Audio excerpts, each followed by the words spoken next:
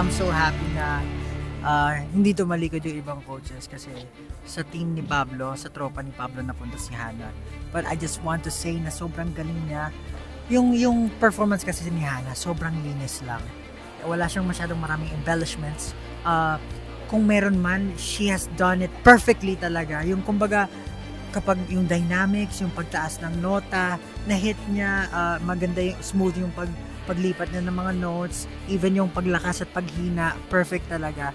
And siguro, whenever I listen to those artists or talent na nagagawa yung dun ability, madalas kasi naglalak sila sa storytelling or yung emotion ng kanta.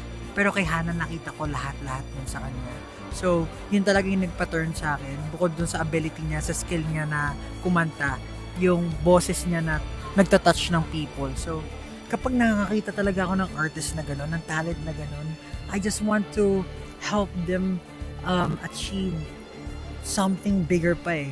Kasi, andun na yung artistry, andun na yung creativity, yung husay, yung skill, andun yung passion. It's just that, parang gusto ko pa sila makapunta dun sa yung potential ba na pwede pa nilang maabot through my knowledge. And ayun lang, I'm so excited. Congratulations, Hannah, and welcome to Tropa ni Pablo.